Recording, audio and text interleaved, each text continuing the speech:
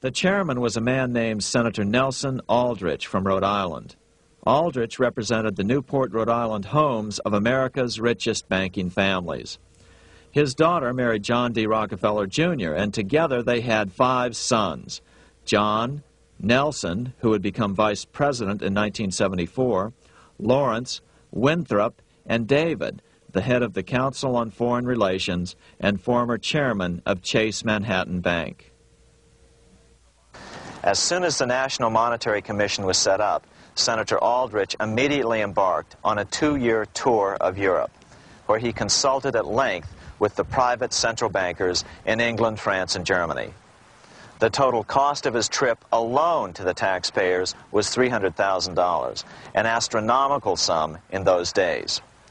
Shortly after his return, on the evening of November 22, 1910, some of the wealthiest and most powerful men in America boarded Senator Aldrich's private rail car and in the strictest secrecy journeyed to this place, Jekyll Island, off the coast of Georgia. With the group came Paul Warburg. Warburg had been given a $500,000 per year salary to lobby for the passage of a privately owned central bank in America by the investment firm Kuhn, Loeb and Company. Warburg's partner in this firm was a man named Jacob Schiff, the grandson of the man who shared the Greenshield house with the Rothschild family in Frankfurt. Schiff, as we'll find out later, was in the process of spending $20 million to finance the overthrow of the Tsar in Russia. These 3 European banking families, the Rothschilds, the Warburgs, and the Schiffs, were interconnected by marriage down through the years, just as their American banking counterparts, the Morgans, Rockefellers, and Aldriches were. Secrecy was so tight that all 7 primary participants were cautioned to use only first names to prevent servants from learning their identities.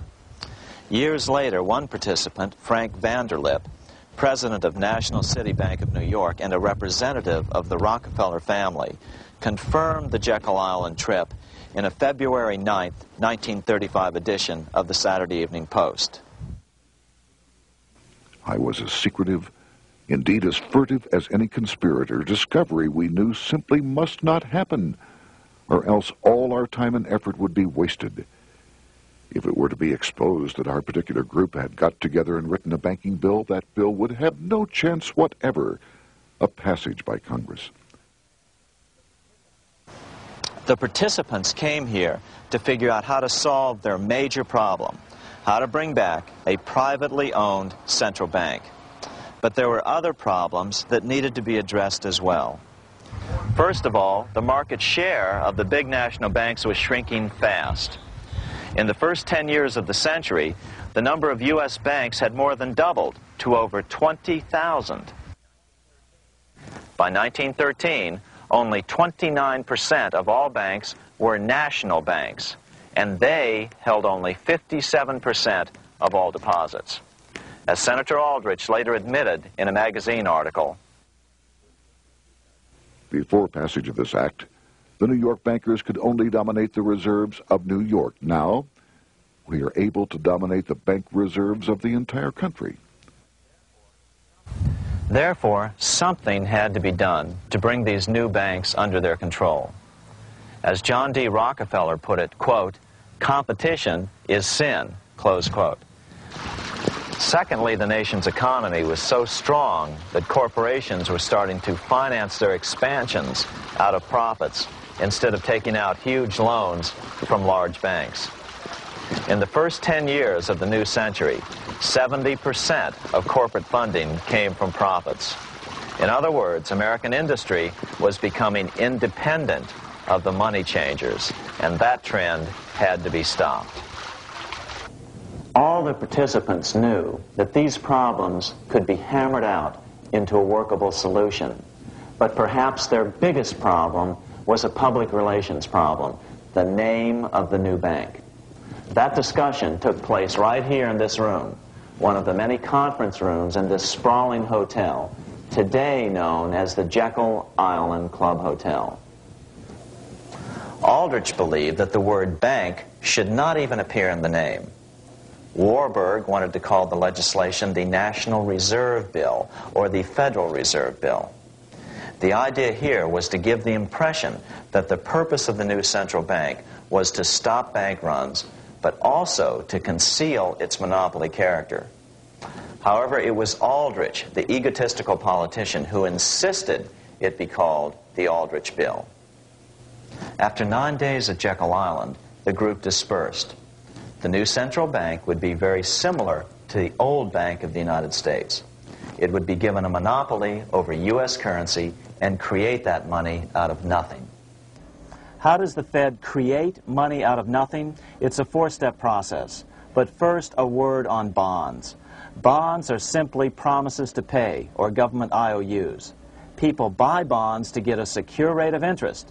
At the end of the term of the bond, the government repays the bond plus interest, and the bond is destroyed.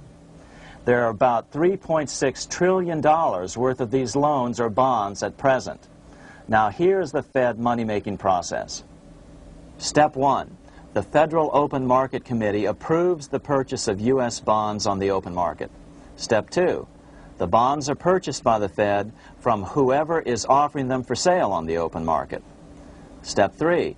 The Fed pays for the bonds with electronic credits to the seller's bank, which in turn credits the seller's bank account.